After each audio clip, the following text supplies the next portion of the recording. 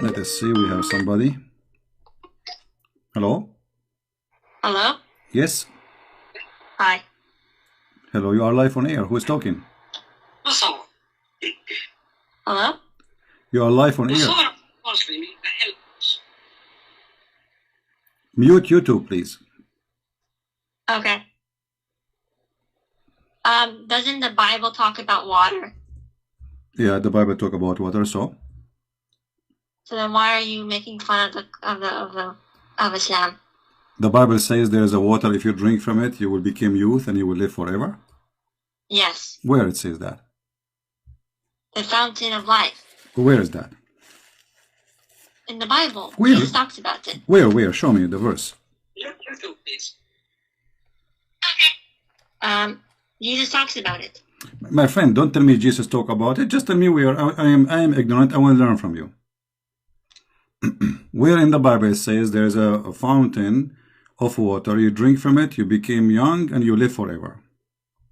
In Revelation 21, 1. Revelation 21, right? And verse 1. All right, read it for us. You read. No, I do not know. I'm ignorant. I don't know how to read. Go ahead. I want you to read it. Well, I want to see from you where you get this from. You read it for me. I don't see it there. Then the angel showed me a river of the water of life. You are talking about Revelation chapter 21, right? Chapter 22. 22. Okay. All right. Read for us. Go ahead. Then the angel showed me a river of the water of life, as crystal, as clear, flowing from the throne of God and of the Lamb. Okay. Where in there it says this is a water, which is, if you drink from it, you become youth. Then if you drink it, what happens to you? Well, isn't it the Quran says we made everything living thing from water? This is the water of life. Everything is made from, every living thing is made from water. So the water which all of us, we have our life from as a source of life is this water. However, this is a book of Revelation. This is about metaphorical things, not about real water. But if you want to take it as a water, nowhere it's there it says that this is a water. If you drink from it, you become youth and you will live forever. But what is the water of life? What happens if you drink life? The water of life, Jesus said, the one who drink my water, he will live forever, which means the one who accept me and believe in me, that is my water. Okay. And that's the same thing as the hadith you talked about. No, here we go. This is about physical fish. The fish was dead. And the fish, some water fell on it, and the fish became alive. And the prophet, his name is Al-Khadr. His name is Al-Khadr because he drank from that water, and this is why if he sit in any place, he make it green. This is why they call him Al-Khadr. Khadr means green. Okay. Yeah. So what we are talking about here, a real fountain of life. If you drink from it, you will be young and live forever. And in the Bible, this is about metaphorical thing, that the source of everything is God. All life is coming from God, and everything is created by Him and for Him. And that what it is clear and crystal, which means He's pure, He is holy, proceeding from the throne of God. So you are comparing between two things have nothing to do with each other. Says the same thing. No, here. Okay. Water of life. No. You see, here, this is a physical water. You drink from it, and you become, even the fish was dead. Do you see the story? Do you see the story? Yeah, people will drink the water too of life. No, okay. Who in the world want to believe that there's a fountain? If you put some water from it on the fish will come back alive. Do you really believe in this? What? You believe that there is a fountain of water. If we take some drop of the water, we throw it at the fish will become alive. If Allah wills it, then why not? Okay, but you see here, we have a problem. Allah is God. And Allah, He says, every one of you is going to face death. And then we find that there is something, have nothing to do with Allah, because this is not from Allah. This is the afterlife. No, this is Musa's when he was a prophet for Israel. Allah, He sent him to learn from a prophet. His name is Al-Khadr. And he told him, take with you a fish, and when you lose the fish, this is the sign you will find Al-Khadr. So he took the fish with him, which is a whale, and then some water of the water of life dropped on the fish, and the fish became alive. And then he followed the fish trace, because the fish, imagine, has a trace in the ocean. The ocean became like a rock. Read the story. So you are calling me, and you cannot explain anything except saying, if Allah He want. Well, Allah He cannot have that. Why? Because the Muslim, they claim that everyone will die, and وَمَا مِنْكُمُ إِلَّا every one of you زَائِقُ الْمَوْتِ, which means he is going to taste the death. But this fountain is against that, because every one of you can live forever. Then Al-Khadr, he drank from this water, he is alive. He was in the funeral of Noah, he was in the funeral of Musa, he was in the funeral of Muhammad, and he's alive until now. So this is the most funny story. Obviously, it's a fairy tale story taken from the story of Gilgamesh. But okay, so what you're talking about is the water is the thing that you're having trouble with is that the water is on earth, right? It is on earth. This Musa's, my friend. The story here is saying that he will go to Al-Bahrain. You know Al-Bahrain? It's a country. It's here. It's next to Emirat. You know Al-Bahrain? Okay. Okay. So this is Al-Bahrain. Allah, He told Musa, he said, a person, he asked him, is there someone he knows about Allah more than you? Musa says no. Then Allah, He says to Musa, no, there is someone, he is my slave. And Musa, he said, okay, send me to him, I want to learn from him. Here we go, read the story from the beginning. The problem, you did not take the effort yourself to read the story from the beginning. Allah, He sent him to his servant, his name is Al-Khadr, so he will learn from him, you know. And this was on earth. This is Musa is not in heaven. This is on earth. So he went all the way to Al-Bahrain, and he have a servant with him.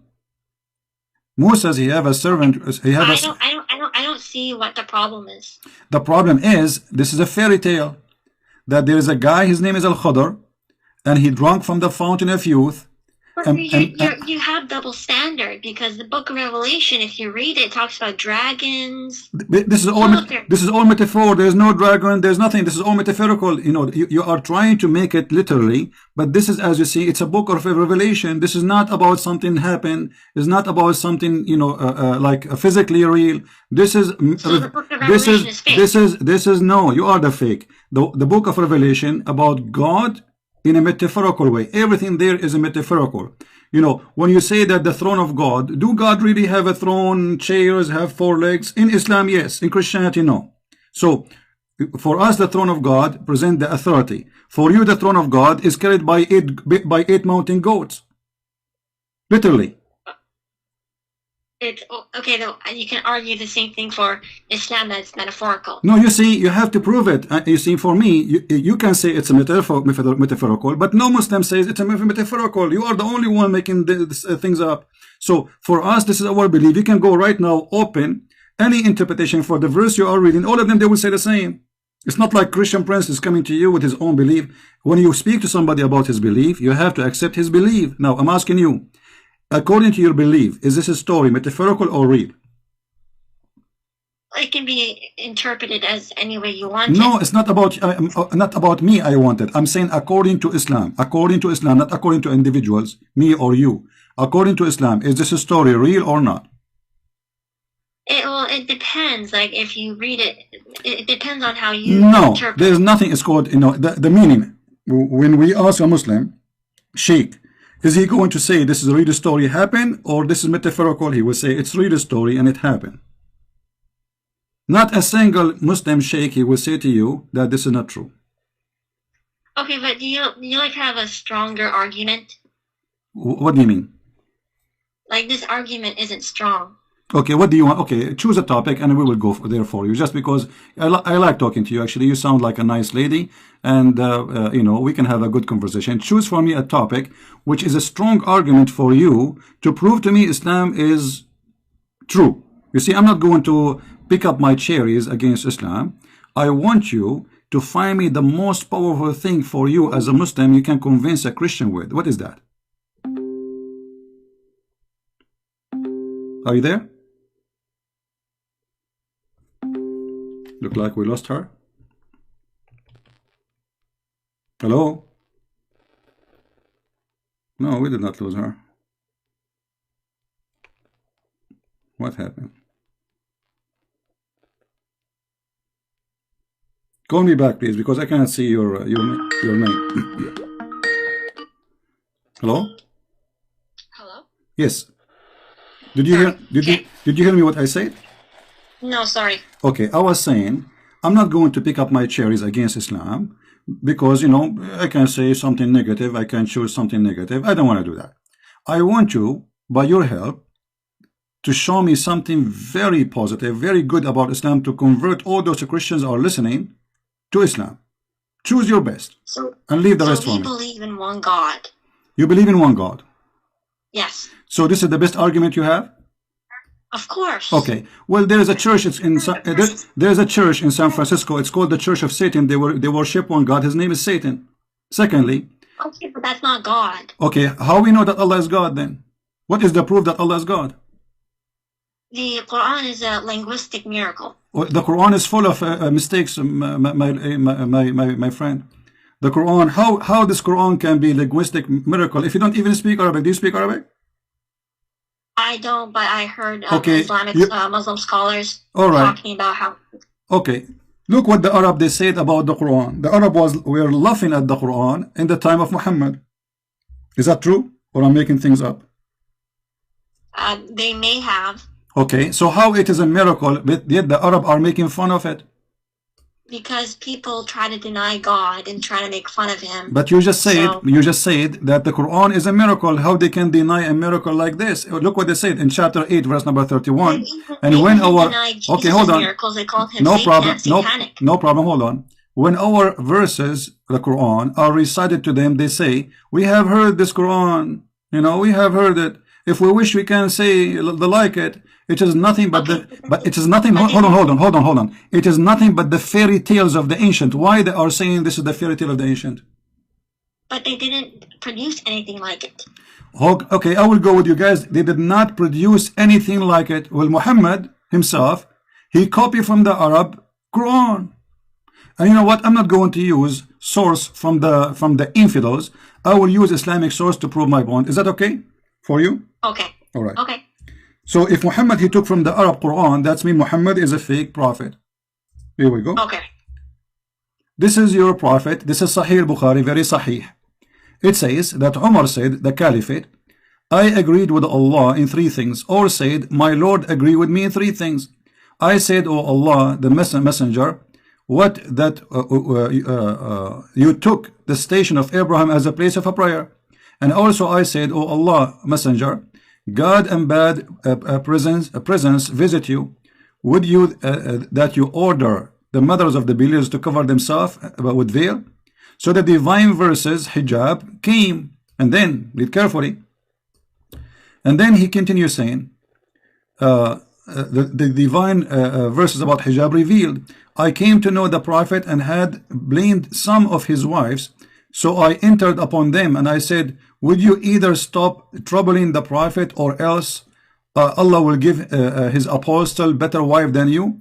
And when I came to one of his wives, she said to me, O Umar, does Allah messenger have not what you could advise his wife that you advise him? And then you will see the verses came as I said. The verses came to Umar as he said to Muhammad. So Muhammad, he say a verse. The verse is taken from Umar word by word. Why Allah is taking Umar words, making it Quran? I thought nobody can make Quran like the Quran of Allah. So basically in the Quran, doesn't it say that Allah, he uses us as vessels, like uses our hands? Okay, hold on. But you are the one who said to me, produce like it if you can. So if Allah, okay. So look at the contradiction here. Allah, he hear Umar. Umar, he make Quran. Allah, he take Umar words and he make it Quran, but yet nobody can make Quran like Allah. So who is the one who made the Quran? Allah didn't make it. Allah gave it to him. No, it says my Lord agree with me. Umar, he said it. Why Umar is a prophet? No, he's not. Okay, so there's no way Allah he gave it to him. You are making things up now. Be careful. The Muslims are watching and listening. So you cannot say Allah gave it to him because that will make him a prophet. This is what the prophet is about. So Allah did not reveal the Quran to Umar. He revealed it to Muhammad. Do you agree or not? Yes. Okay. So Umar, how he received the Quran before Allah? Read carefully. It says, so the verses came the same as I have said, which mean word by word. And this is So Sahih. before Umar said it, it was not the word of God, but once Allah agreed with it, then it became the word of God. Amazing. Thank you very much, guys. When Umar said it, it was not the word of God. But when Allah he said, the word of Umar became the word of God. But you just said nobody can make Quran like it. And so Allah he is copying from Umar Quran, making it Quran. So Umar is the one who hold on. Allah said it, it's not the same. No problem. No, it's the same. So if I say shish kebab, hummus, falafel, and then because I am just a Christian prince, and then Allah he say after me, hashish, hummus, falafel, that will make it Quran, and my word is not Quran. That's funny. Well, if Allah says it, then it's not the same as a human saying it. It doesn't matter. First of all, Allah never said anything because according to your Quran, according to your religion, Muhammad he never heard the voice of Allah. He received it from a man. He claimed to be Muhammad. He claimed it's Jibreel. He came to him as a man. So he heard it from a man. A man he said. The man he said. The man he said. And all of this was coming from Umar. So Umar is the one who made the Quran. Allah he take the Quran of Umar, and you are saying before when Umar he made this verse, it's not Quran yet.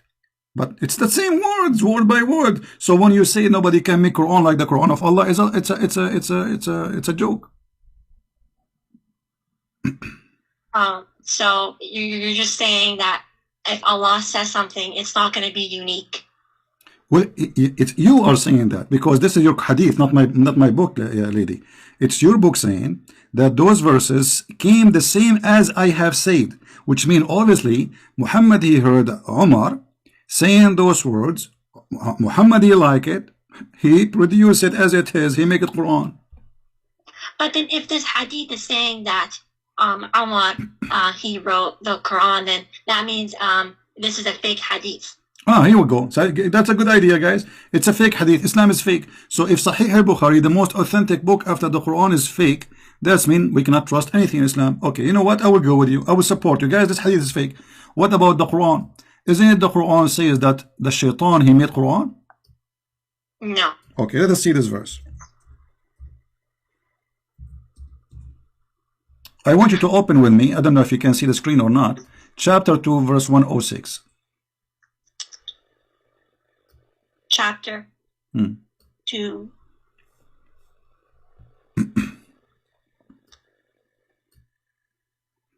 Verse 106. It says, okay. Whatever verses or revelation we do abrogate or cause to be forgotten. Who is the one causing the Quran to be forgotten?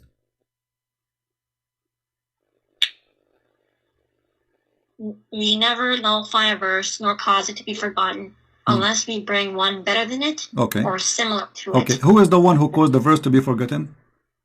Allah. Thank you very much. And why Allah he do that? So basically, if a verse was sent down for a particular period of time, then like after that particular period of time, then it won't be necessary anymore. So then it would change. Guys, the Quran is not necessary anymore. We throw it in the trash. Look what the verse is saying. It says similar to it. So okay, I will give you an example. So hold on. The Old Testament and New Testament. Hold on. No. The Old Testament is there. Nothing changed. God did not make me forget it. It's there, word by word. So listen carefully here. Know what you said. Allah will make you forget the Quran, so He will make the same verse because it says similar. Does it say similar? But we don't know what similar means. Okay, no, we know what similar word he's using my language, Arabic. نأتي بخير مثلها منها أو مثلها. It's exactly the same or better. Okay, let us go by one. Allah will cause me to forget of this verse. Let us make a verse. I'm not trying to insult, but just to give you an example. Eat apple, it is healthy. Okay, Allah now He make me forget the verse. Eat apple, it healthy. And now He will make a verse similar. Okay, eat apple, it is healthy. This is a similar verse. So what the point? Why Allah He make you forget Quran if He will make similar? It's for like if one verse is abrogated, then he'll bring another verse that's similar. How it's abrogated, in a different one. lady? He says two options. Look, listen carefully. You know, abrogated or caused to be forgotten. So those who they are caused to be forgotten, Allah, He will make something better or similar. Don't mix things. So He will make you forget about eating apple. Allah, He said in the verse number 10, chapter number 10, verse number 1, eat apple. Okay. Allah, He make you forget this verse. He make a new chapter. It's chapter number 11, verse number 1. It says eat apple, but they are the same. Now, Allah is saying He will make similar verse, which doesn't make sense. This is a crazy talk. But if we go to different verse, and later I will be back here to this verse, but I'm trying to connect the dot to you so you can understand me. Okay. The Quran says that Allah, He will delete the satanic verses from the Quran. For which one? Is that correct? For which? Allah, He will delete the satanic verses from the Quran. Is that correct? What are you talking about, satanic verses? Exactly. Well, what are you talking about? Okay, guys, did she say, this lady, satanic verses? Did you say that or me? No, you said that. No, you are the one who said satanic verses, not me. You just said satanic. No, you are the one who said, are you talking about satanic verses? No, you said satanic, and I said, are you talking about? No, like, I said, is it true? My question was, is it true that Allah will delete the verses made by satanic? You said, are you talking about satanic verses? Yeah, so okay. Those are the lies. Okay, so you confirm. Okay, let's see if it's a lie. So this is a lie, guys. It's a lie. Read the verse with me. Chapter 22, verse number 52. Go ahead. I'm listening.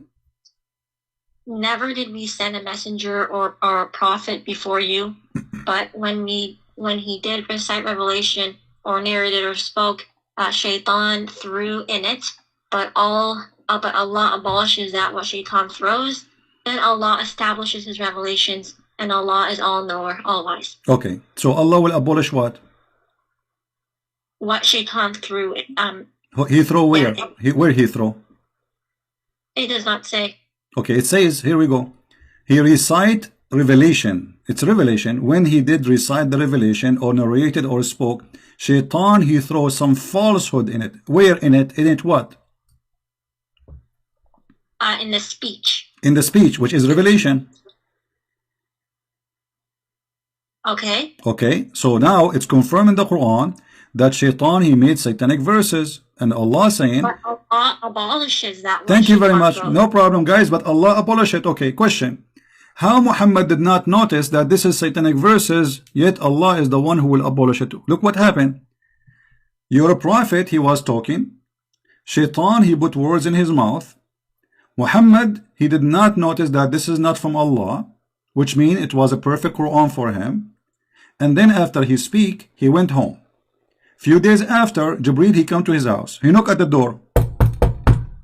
Habibi Muhammad, what you did, Habibi? He said, what? He said, the verses you say, those are not from Allah. Okay, hold on. The Quran says nobody can make Quran like the Quran of Allah. Who is going to be the judge? Muhammad. Because how we will know if this is from Allah or not? Muhammad is the prophet. Who is better than Muhammad to recognize which Quran, which is not? Muhammad himself. It does not say that Muhammad knew that it was shaitan. It does not say that Muhammad did not know that shaitan threw it. Thank you. No, it says he did not know. I can show you the interpretation. You want to show me the interpretation? Yes. All right, no problem. All right, give me a second, please.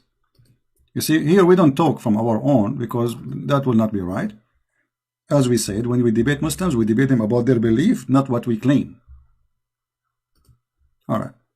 So we will go to the interpretation of the Quran and we will open it.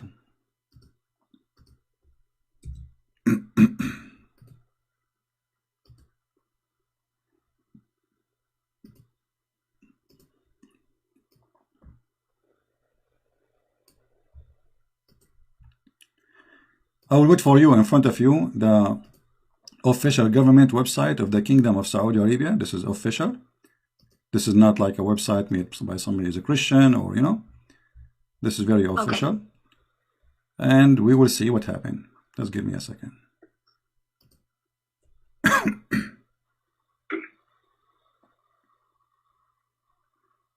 Let us hope that this website will open, will work, because usually sometimes it doesn't work.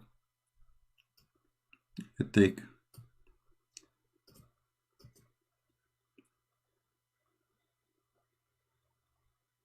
This is not like should.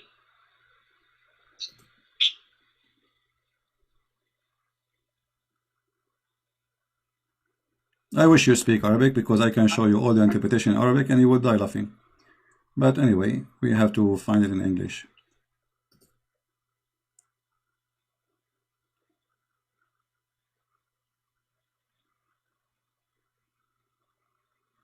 Well, look like the website here is not opening, so I'm going to open it in Arabic temporarily. Enter the website open. All right. Okay. I will do it in an easy way, you know. I will search in front of you in Google. Search. But I don't think that that's the only interpretation for this. No, I will show you any interpretation you like. Anyone, all of them. Actually, here we go. This website have all interpretation in one page. All right. But I don't think any scholar would say this is the definitive interpretation for this verse. Well, we will see. I mean, well, no. What do you mean any scholar says? So are you saying you Muslims, every one of you make up his own mind about what he like? What, you know, he make up a religion? Do you have a religion or you have opinion? Well, yeah, there are different opinions, right? No. So you don't have a religion. It's called Islam. You have opinion about religion called Islam. Well, we follow what the like the scholars they study. Okay. And they. Let us read together. Here we go. Finally, the website open so we can read. Would you please read for me the screen? I put it for you on the screen. Oh, it's in Arabic. No, now it's in English. I just move. It's going to take maybe a second for you to see it.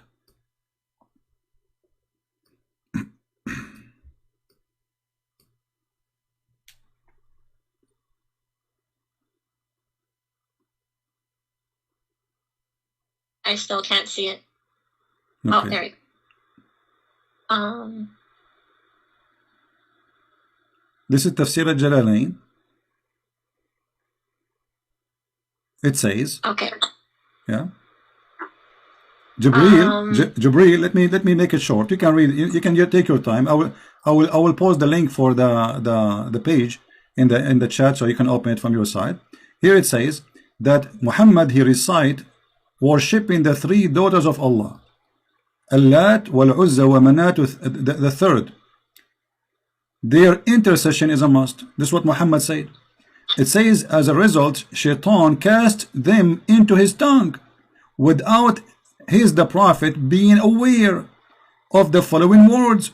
Those are the high-flying crans, al-gharaniq al-ula.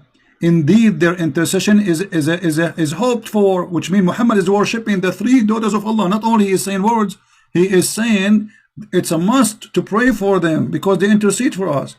And so the men of Quraysh, where they are happy for this. And then Jibril, read carefully please. Jibril, however, later informed him, the Prophet, of that this is Shaitan had cast into his tongue. Do you see it? Okay. Okay. So Muhammad, he did recite the verses. He went home. He have no idea what he did.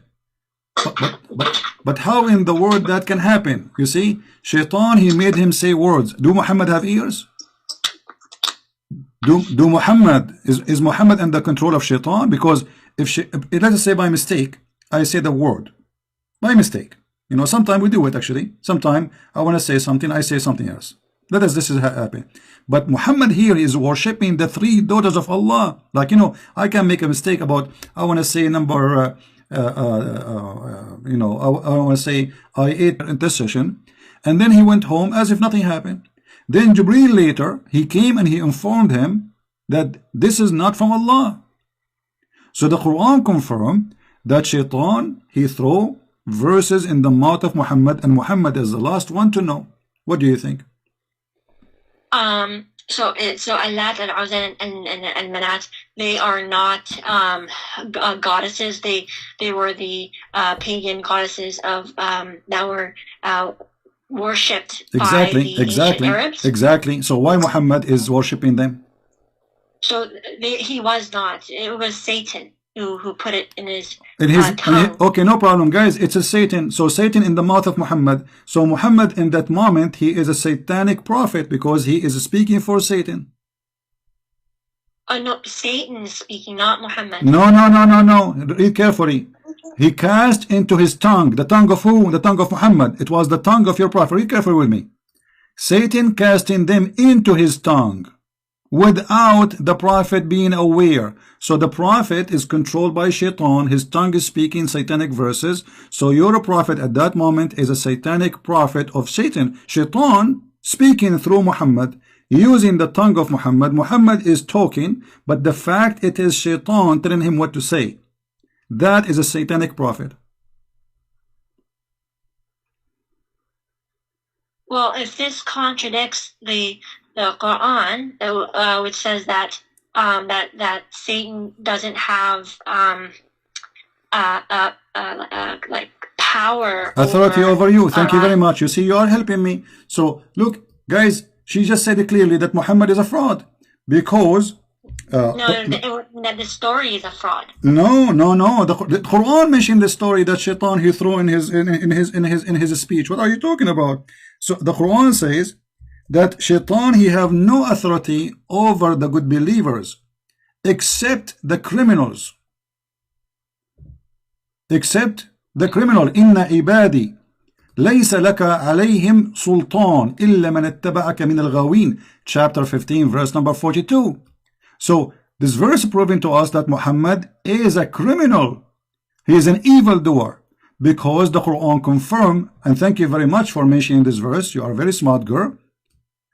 That this verse confirming that Muhammad must be an evil satanic person because the verse in chapter 15 verse 42, certainly you shall have no authority. Who is talking? Allah supposedly to Shaitan.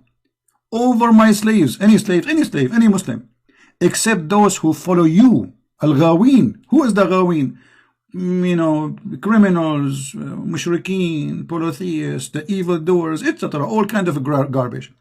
So Muhammad, in order for him to be controlled from Shaitan, he have to be of the Ghawin. And by your help, we prove it to be true. Then that would be that the verse does not say that Satan talked. It does not say that Muhammad talked on behalf of Satan. It said that Satan put the verses in his mouth. Okay, but Shaitan, in order for him to do that, he have to have authority. The verse here says you have no authority. This is talking about Shaitan or Shaitan. This is Shaitan. No, this is Shaitan. Read the conversation. If you go back a few verses, you will see that this is about Shaitan. Here we go. Allah he said to Iblis. This is about Iblis specifically by name. It's Iblis. Iblis is the first Shaitan. You don't know who was Iblis? Iblis is the first Shaitan. According to your religion, Iblis is the first Satan. And when he came to the earth, Allah he gave him a penis. And excuse my language. He gave him private part of a male in the right leg, and a private private part of a female in the left leg. So when he shake this with this, he enter this into that, and then he lay 10 eggs. And I can show you the interpretation. So first Shaitan is this Shaitan. This is the father of all Shaitan in the world. So according to Islam. So this is Shaitan. Allah saying to him, you have no authority. This is the highest authority of all. The rest are his babies, are like his soldiers. This is the king of all Satans. The rest are his babies. You have no authority. And if the king have no authority, that means the one who follow, they have no authority too. I mean, they are lower. So this is the king of all evil, Satan himself, Iblis. He have no authority over my slaves. How this has happened to Muhammad? So this says Iblis, not Satan? No, Iblis is the first Satan. Iblis is the father of all Satan. So when this says that Iblis has no authority, it does not say Shaitan has no authority. Lady, Iblis is the highest authority of Satan because he is their father. He is the king, their king. So if the king cannot do it, the one who is lower than him, he can do it. Everyone is under the king. You know, if I am saying to a king, you have no authority to do that, you cannot do that. That's it. Which means you and your soldiers, you cannot do that. That's it. So Shaitan, he cannot do that. Okay, then if Muhammad, as you say, was this, then why did he give to the poor, and why did he give? Before we go there, lady, I like your response. Before we go there, I want to mention something. You see here, when we say that Muhammad, he made this verse, or the Quran saying this verse, any satanic verses he throw, I will take it off. How I know that this verse itself is not made by Satan? The Muslims, they start complaining. They said to him, you said to us, you worship Allah alone. Why you did say the three daughters of Allah? So Muhammad, in order to cover himself, he made this verse says, never we send all messengers before me heaven to them. But this is not true. Never happened to Moses, never happened to Isa, never happened to any prophet that Shaitan, he put satanic verses in their mouth. And this verse, there's no way it can be from God, because God here confirming, which is according to the Quran, his God, that satanic verses was given and he will take it off. But this is obviously Shaitan. Shaitan saying, don't worry. This verse, we will take it off. Here we go, we will take it off. And any verse Shaitan he gave to Muhammad, we will take it off. But how you can trust Muhammad after now, that this verse itself is not coming from Shaitan? If Muhammad, he got Shaitan verses first time, he can get it second time. Where was Allah when Muhammad received satanic verses? He was asleep? He allowed it to happen. Thank you very much, guys. Did you hear it? He allowed it to happen. But isn't the other verse in the Quran says you have no authority over my servants? So how he allowed it to happen? Okay, so I don't know the answer to this, but I'll ask someone. And, all right. But before we go, you want to talk about the good deeds, I know. But let us, because we want to connect the dots for you to make it more clear. Was Muhammad controlled ever by black magic? It was a sickness. Sickness or black magic? Black magic is sickness. Black magic is sickness. It's called bewitch. How that is sickness? Is that a sickness? You take drugs for it? You take aspirin, so or sick for some time, and then after he was healed by Allah. Okay, but is it really sickness or black magic, which is the Shaitan? Black magic is from humans. They perform the black magic. No. You see, the black magic, the first one who taught black magic, Allah, he opened a Harry Potter school in the Babylon Tower. Is that correct? It was with the two angels. Yes, the two angels, and then the two angels they taught the shayateen too. Read the verse, chapter 2, verse 102. Allah, he sent two angels, Harut and Marut, and they opened Harry Potter school in the Babylon Tower next to Saddam Hussein house. And then they teach magic, and then this is in the Babylon. And then Shaitan, he used those magic to harm people. You see, they followed that. It did not say that the Shaitan. Read it correctly. Okay, Shaitan was teaching them. No problem. It says they followed what the Shaitan, the devils, gave them falsely of the magic. Do you see that shit on the screen? This is your Quran. This is your Islamic translation. The men did it, not Shaitan. Listen. Does it say there? They followed what the Shaitan, the devil, gave out falsely of the magic. Does it say that? Yes. Okay, yes, thank you. The men did it, not the Shaitan. Okay. The man did it. Guys, the man did it. The man did it. Okay. But the man did it. Did what?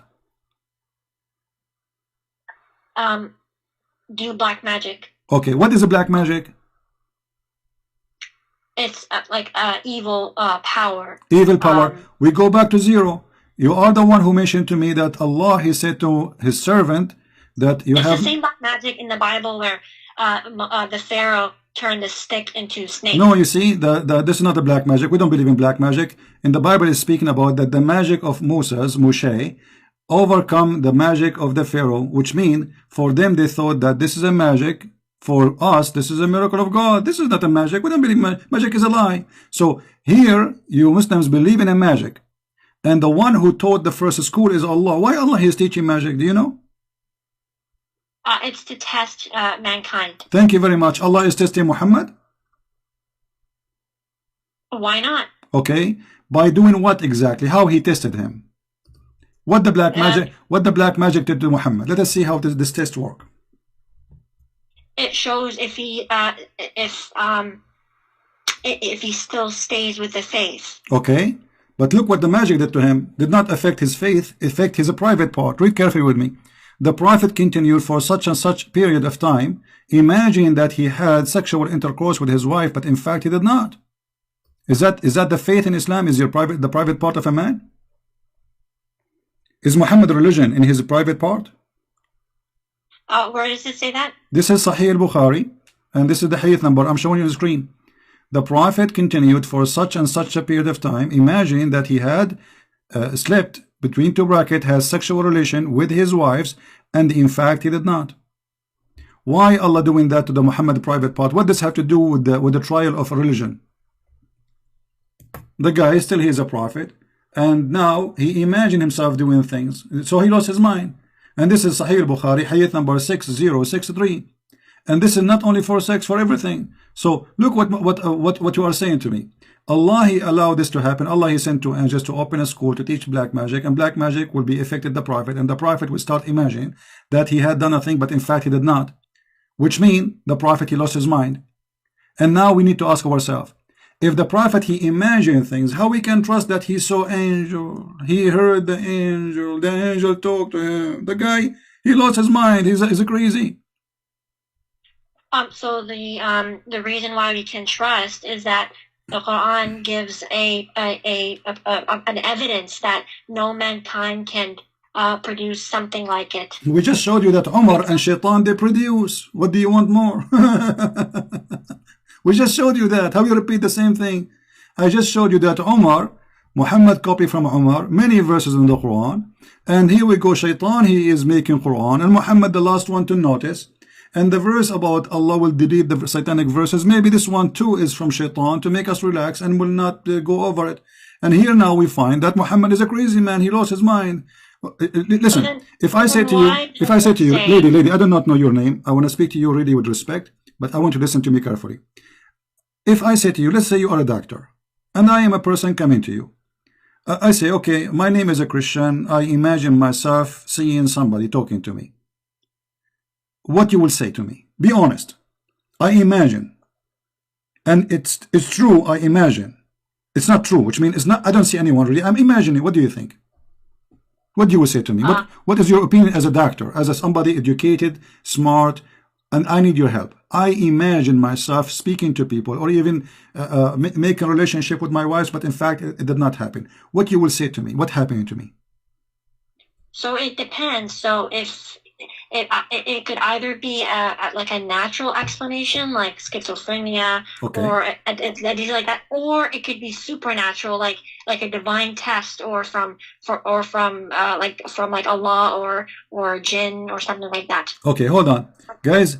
It can be that Muhammad he have two different personality and he is mentally ill, or it can be that it is a trial from Allah. Okay, hold on. Hold on.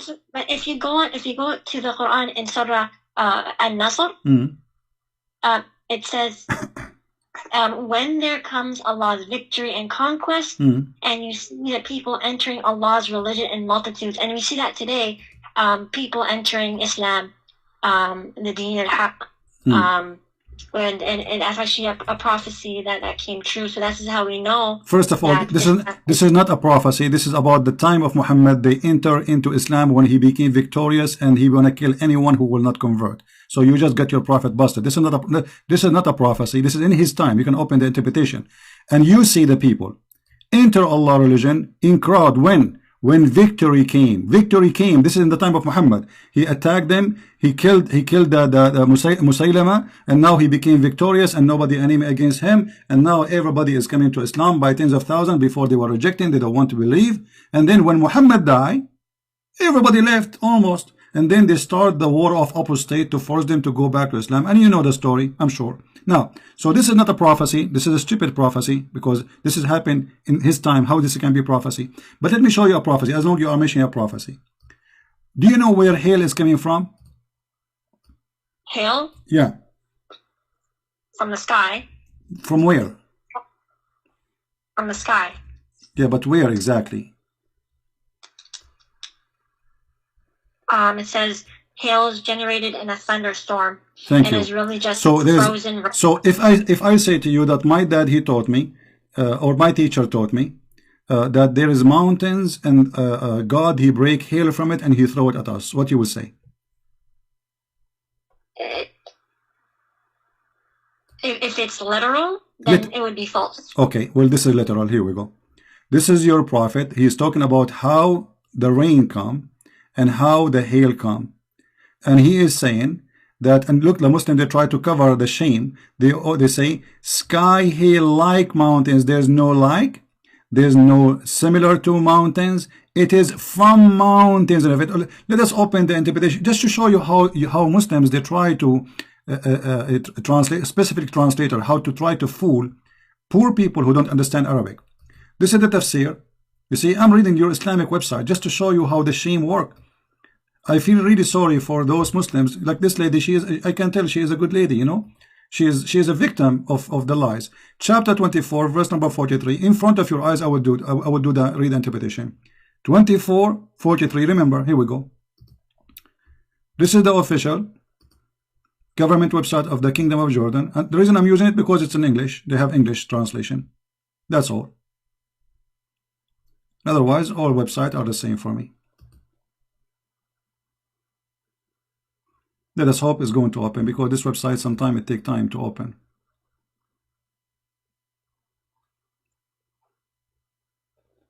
We can open Ibn Kathir if this one doesn't work. Let me go to Ibn Kathir, hold on, because this one taking forever.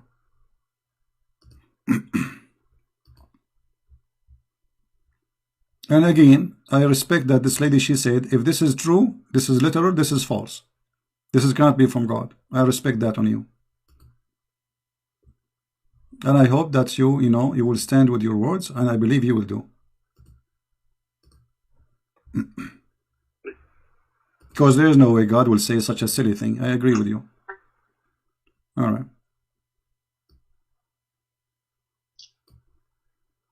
Let us go and see.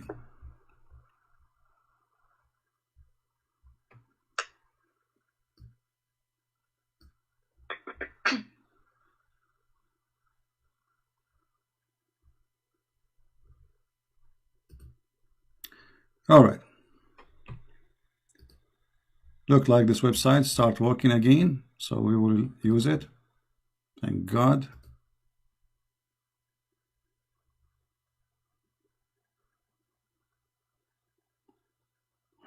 All right. I want you to read with me, please. Here we go. This is Tafsir al-Jalalain in front of your eyes. Haven't you seen God, blah, blah, blah. And then he says, and he sent down from heaven out of the mountains, min jibalin, min is extra, that is there in heaven, fiha, substitute for min, etc. I'm not trying to explain Arabic. From the heaven, with repetition of genitive preparation, hail, and he sent down, and he submit to those who he don't like. Okay, so Allah, he sent hail from mountains in heaven. Let us see different interpretation. Maybe this one is not clear for you. Let us see Ibn Abbas, the cousin of the Prophet, the highest of the scholars of Islam, the one who Muhammad, he prayed for him to be the ink of scholars, Hibrul Ummah.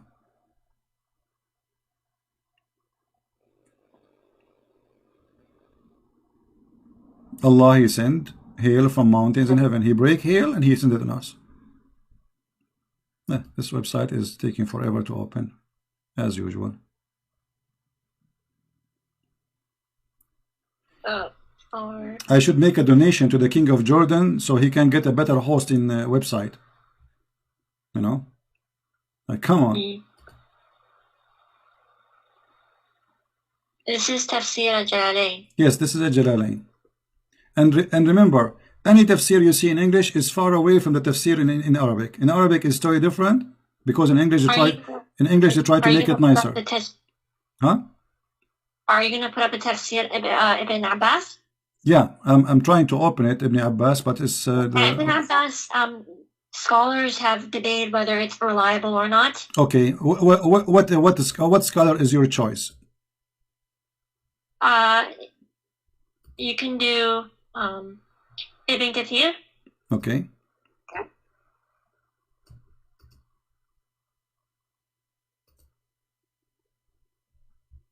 Here we go. This page here have all the interpretation. Let us see. This is Ibn Kathir.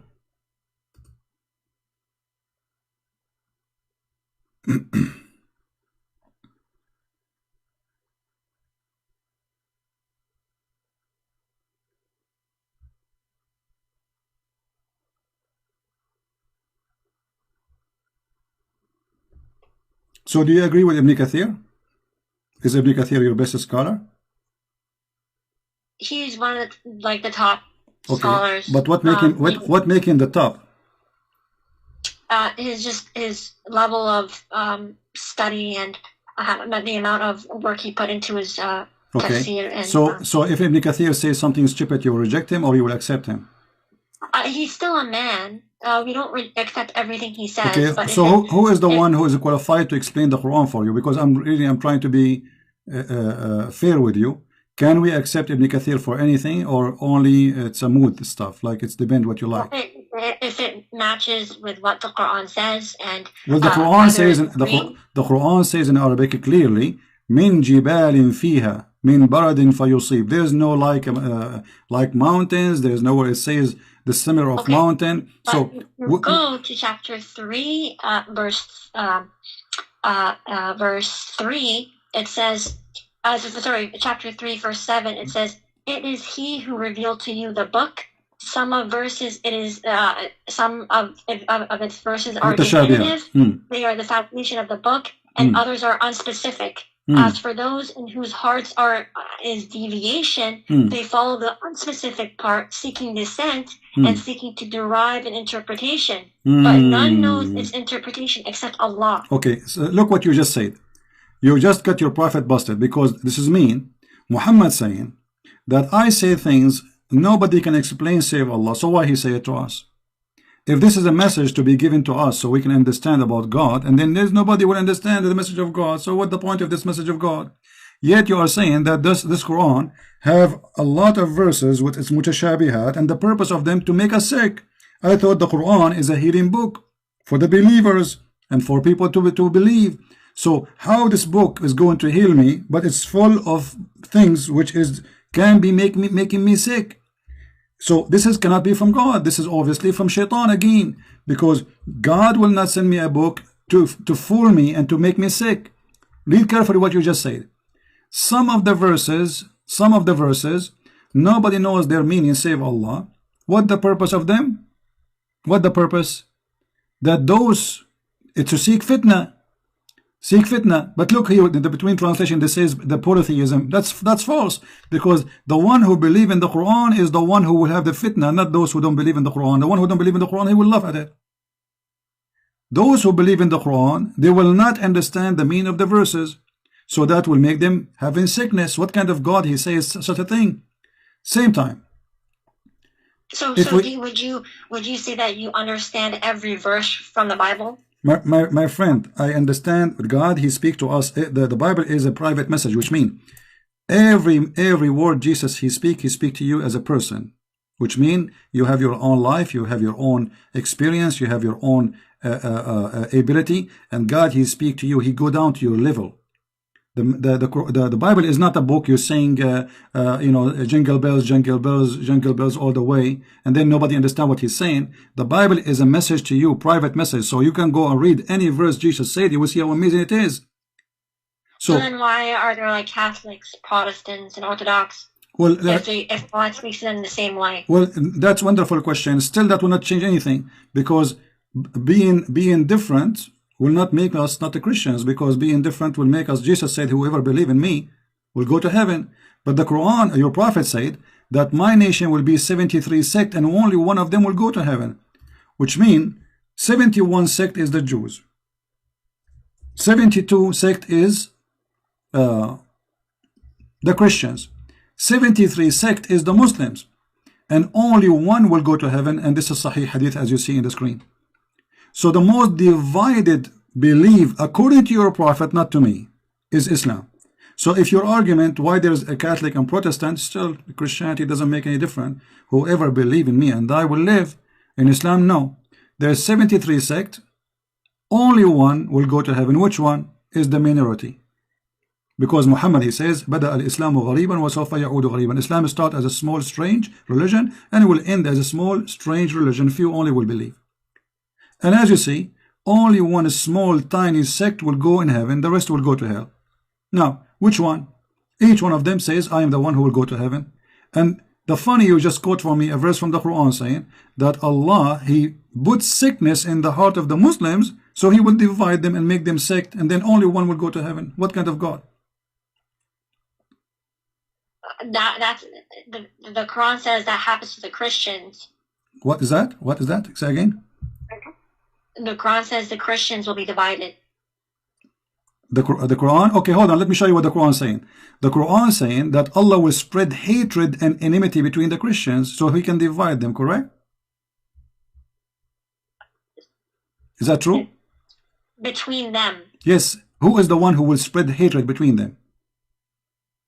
Allah. Thank you. So what shaitan do for living? If Allah spread hatred between us, what shaitan is doing for living? What is the job? What is the job? Allah does it. Allah does it by sending Satan as a trial. Okay, so shaitan, he worked for Allah, and Allah is the boss. Thank you very much, guys. We have the big boss. Even the Bible says that. Hold on, no. You see, first of all, you are making things up. It says the verse. I can show you. Hold on. The verse saying, and from those who call themselves Christians, we took their covenant, but they have abundant good part of it, a message, etc. So we planted among them enmity and hatred. Where it says that Allah, he sent shaitan. It says we. Yeah, how he does it is by sending shaitan. Okay, do Allah want us to convert to Islam, or he want us to stay Christians and be wrong? He wants everyone to convert to Islam. Okay, so how this will work if you are spreading hatred between us and enmity until Judgment Day? How that will help me to become a Muslim? It's because the Christians, their hearts are stone. Okay, but this is not the Quran saying. The Quran saying the most close to the Muslims is those who they are the Christians. This is contradiction. But the Quran says you can't take them as people who protect you from war. Exactly, you cannot take them a friend because Allah is shaitan. He don't want you to be a friend to me. So Christ, he said to me, pray for the Muslims, love the Muslims, be good to the Muslims. Allah says, don't be friend to the Christians, don't be nice to them, kill them wherever you find them. Even your prophet, he said, well, let me ask you, if you see a Christian in the street, are you going to push him in the mud? No. Why not? That's that's not what Islam teaches.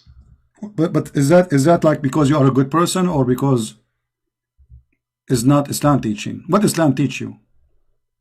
It's to respect all religions and beliefs. Okay, I'm going to commit suicide if you can show me where it says that. Here we go. This is your prophet saying, if you see a Christian or a Jew in the street, you have to force him to walk in the sewage.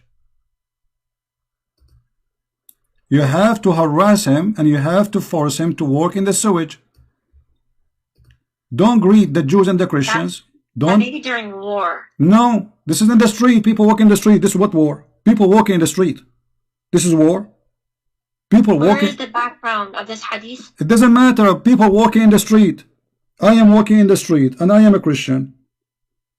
Why you want to force? He's not saying force the soldiers. He is not saying force the bad person. No, he's saying don't greet the Jews and anyone is a Jew, anyone is a Christian.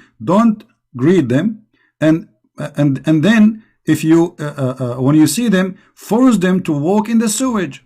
What kind of a prophet this prophet is? And you are the one who said this is against Islam. That's during war.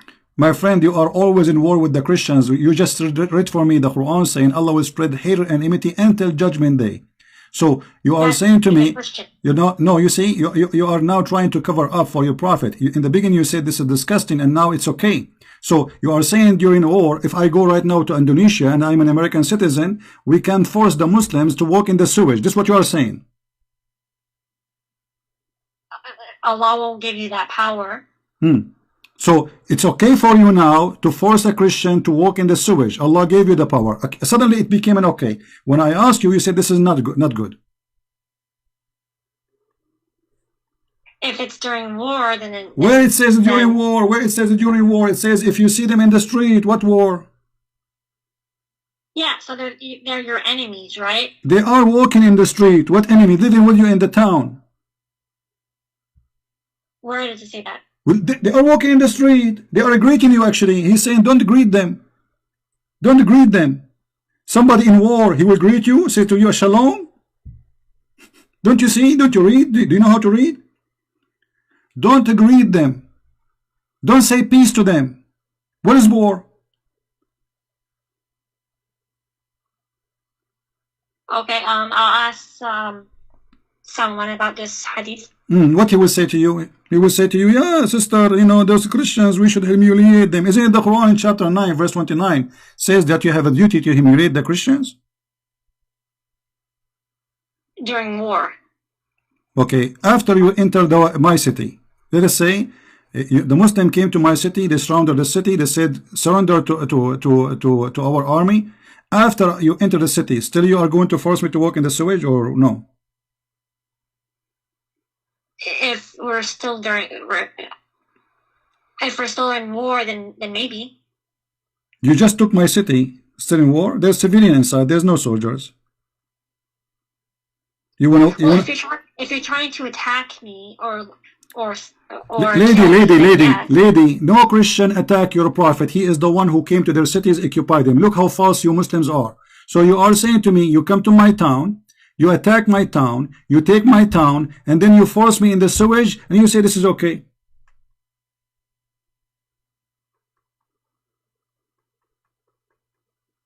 Yeah, I don't know about that. Okay, let me. You know what? I will give you a good chance to defend your cult. You said to me the Quran proof. Until now, you gave me nothing proving the Quran to be from God. We showed you that Umar making Quran, Shaitan making Quran, and Muhammad, he have no idea what they are saying. And even you gave me a clear proof that the Quran full of verses, nobody knows what they mean because Muhammad obviously is a thief. And why Muhammad you do not know? Even Muhammad do not know what the meaning of the Quran. Have you ever heard of a prophet you do not know? As an example, the Muslim, they claim that the Quran full of scientific verses. Is that true? The Quran talks about the Big Bang. Okay, the Big Bang. Guys, the Quran speak about the Big Bang. Okay, guys, the Quran speak about the Big Bang. So Muhammad must be a liar because Muhammad, he said the following. You see how you Muslims, you help me to expose your prophet? How many Muslims will leave Islam today? Let's see how many. This is your prophet explaining the Big Bang, which you are claiming that Islam is speaking about it. Muslims fabricate stories.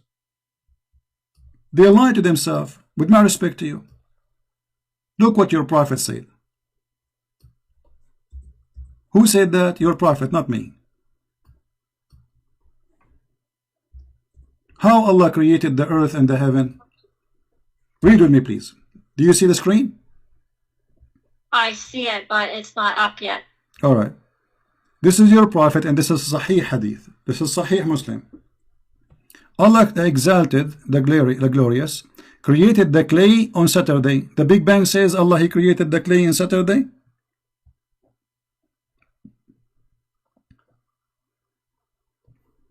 Is that what the Big Bang says? So the Big Bang is basically like a expansion of matter. No, and the Big Bang. No, the Big Bang is nothing. There's no matter was exist, and there's explosion happen, and everything exists in the same time. No, hold on. According to you, okay, listen. So according to the Big Bang, is the first thing became exist is the clay in Saturday? Yes or no? It may have. So Big Bang, guys, the Big Bang theory believe in Saturday. So the first day was Saturday, and the first thing was created. The Big Bang is in Ezekiel. Okay, second day, Allah created the mountains. Third day on Sunday, and then Allah He created the trees on Monday, and then He created the entire labor in Tuesday, and He created the light in Wednesday. This is what the Big Bang saying. The Big Bang isn't complete yet, so scientists are still studying about it.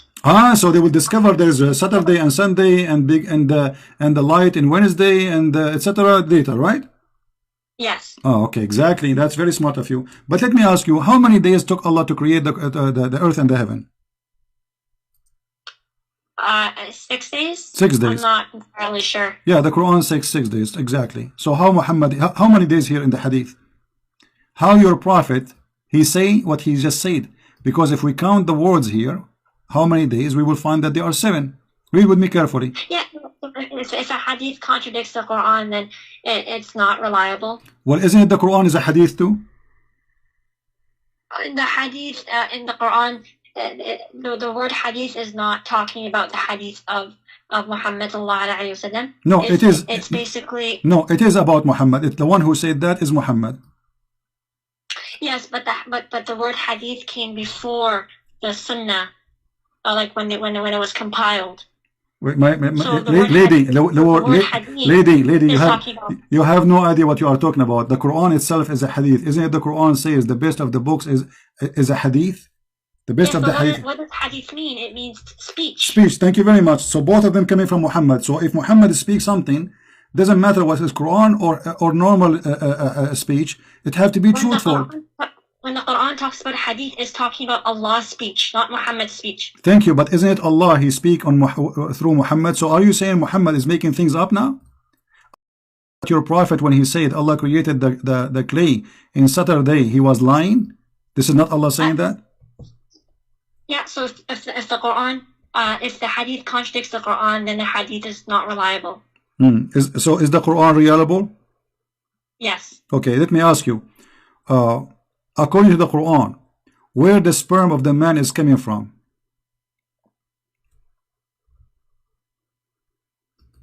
I'm not sure. What do you think, according to science? I'm not a doctor to say, sorry. But you've been in school before, no? I have, but I'm not a professional. Aren't you a lady, adult? I am. Okay, so now maybe I don't know if you are married or not. So you never heard where the sperm of the man coming from? Well, I have an idea, but I'm not sure. Okay, what is the idea? What is the idea you have? Doctor. We are talking about science now. There is no shame. So where is the sperm is coming from? Well, firstly, sorry, what? Where is the sperm of the man coming from, and what the sperm will be? The sperm comes from the male genitalia. Okay, is it coming from the testicles of the man? And around it? I'm not a doctor, so okay. I wouldn't know. According to the Quran, the sperm of the man is coming from the back. As I'm aware of, no. Okay. So how the Quran says women have a sperm coming from their chest location? That may be talking about breast milk. Breast not? What? Breast what? Breast milk. So now the milk became a sperm?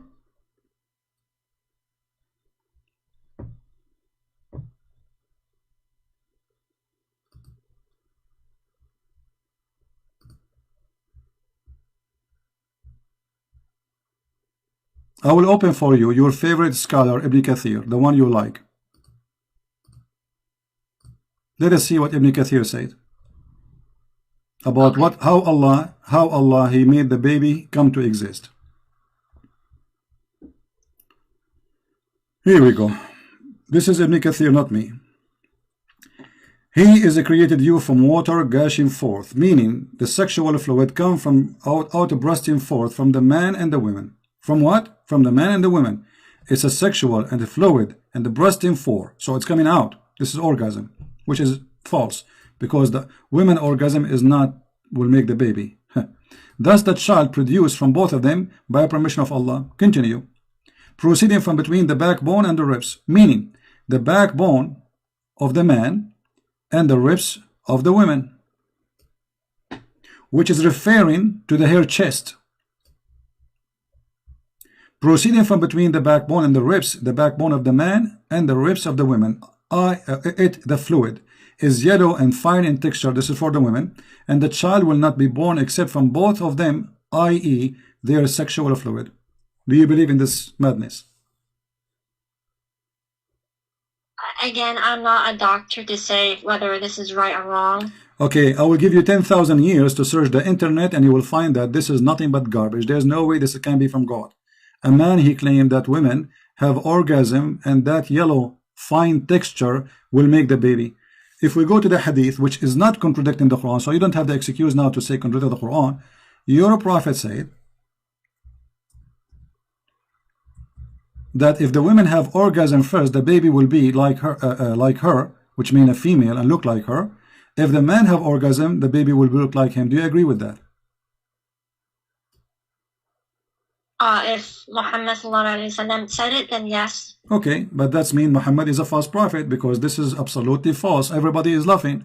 This is far away from any scientific fact. Everybody is going crazy. Look what people are saying in the chat. So my lady, you are trying just because you are a Muslim, whatever Muhammad is say, you accept even if it's funny and stupid. Okay, let us make it simple for you.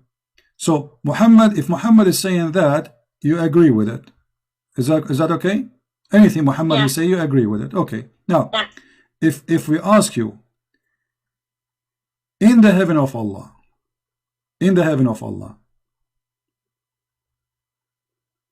what Allah will give you as a woman? I am anything we desire, we will obtain in Jannah. Okay. Is that including if a woman she like to have sexual relationship with a woman? So the Jannah of Allah is pure. So if people desire these things, then Allah subhanahu wa ta'ala will not allow them to enter Jannah. How you just told me anything you desire. You just told me anything you desire, and now you are saying to me if you desire something Allah don't agree with, He will not give it to you. So it was a fraud promise. No, if you desire something good, then Allah will give it to you. Only if it's good. Okay, like what? Look what your prophet is saying. This is Jami' al-Turmudi. Your prophet saying, indeed, in paradise there is a market in which there is no buying nor selling except for images of men and women. This is the first Playboy magazine in the space. So whenever a man desire an image, he enter it. You're a prophet promising men, not you. A Playboy magazine have images of men and women. Is this hadith sahih or? All the hadith which is embarrassing are not sahih, I guarantee you. I just showed you a hadith is sahih, you said you rejected a second ago. You forgot? Not everything from Sahih Bukhari is hadith. Here we go, guys. You know, is this hadith is sahih? I just showed you a hadith is sahih, you didn't accept it. Yes, because it contradicted the Quran. So how it is sahih but it's contradict the Quran? Because sahih means authentic. No, not everything in Sahih Bukhari is sahih. Lady, it is authentic. Authentic mean what? It's mean it is checked and it passed and it is the Prophet who said that. So how it can be authentic? The Prophet said it and yet you don't accept it. So we don't know if the Prophet ﷺ said it. So how you know that this hadith is not said by the Prophet? How you know the Quran said by the Prophet anyway? Oh, because it's in chain. We have it's in chain. Muslim. Well, the hadith I just showed you, the one before it, it was in chain. It says sahih and you reject it. Well, it contradicts the Quran, so then it's not correct. Okay, so if something contradicts the Quran, we should not accept. You agree? If something contradicts the Quran, then we cannot accept it. All right. There's nowhere in the Quran it says that the muta is not to be practiced no more. Can you show me a verse says don't do muta no more? Well, it says zina is wrong. No, I'm not talking about zina. Zina is, so are you saying muta is zina? Well, it is right now. Muta is guys, muta is adultery right now. So Allah, He approved adultery in the time of Muhammad. But during the time of the Prophet, it was not. In the time of the Prophet, it was a holy thing to do. Now it is haram. Why it's haram now? Because it was only for during war. Hold on. You can rent women during war? It's not renting. It's essentially, it's because men have like a desire. Who said it's who said it's not renting? Who is the one who said that? You or somebody told you that?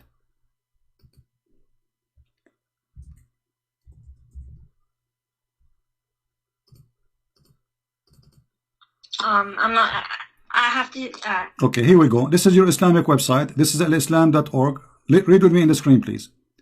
This is your Islamic, website written by your leaders. Explain to us al-muta, the pillars of muta. It says here that muta is a kind of rental. It is kind of what? Rental.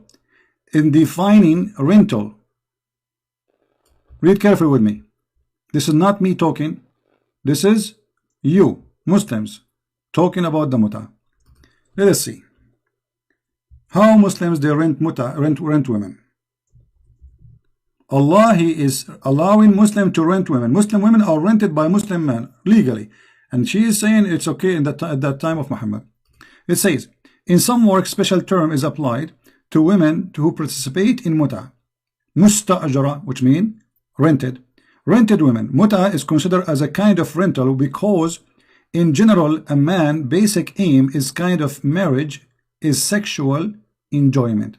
So you are saying to me that your prophet, he was in war. He allowed Muslim women to rent themselves to men to have boom boom with them. And that is okay.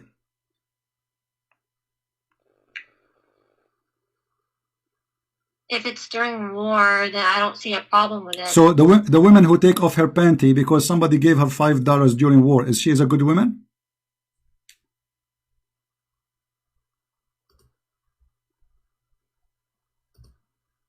I do not know. I have to ask. You see, I will go with your answer, which is I find it very silly.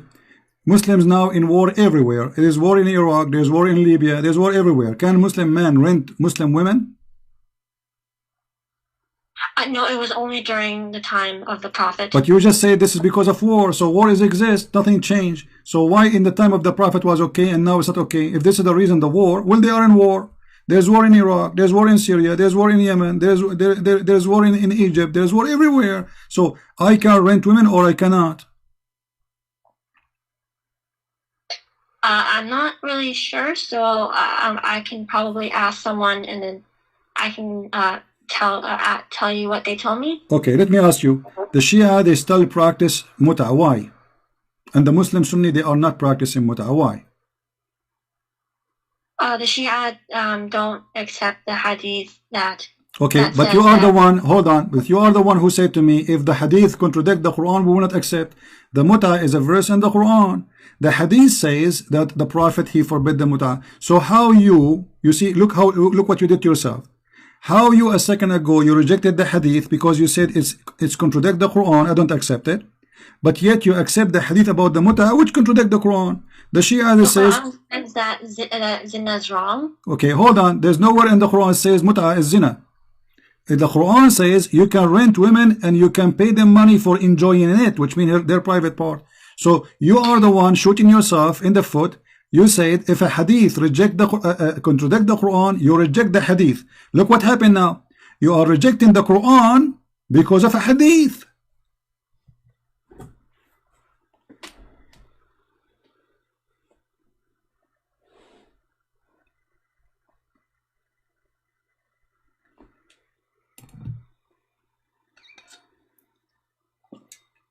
So when the Quran says something and the hadith says something different, then you have to reject the hadith. But the Quran does say that zina is wrong, and so that hadith is supporting zina. No. You see, don't fabricate things. First of all, if Allah says you do muta, how you can call this is zina? Shame on you. With my respect to you, and the other one insult. You are insulting Allah now. Don't do that, please, in front of me. That's haram. If Allah says you do muta, and now you are saying muta is zina, so you are saying to me that Allah in the time of Muhammad says do zina. She hung up.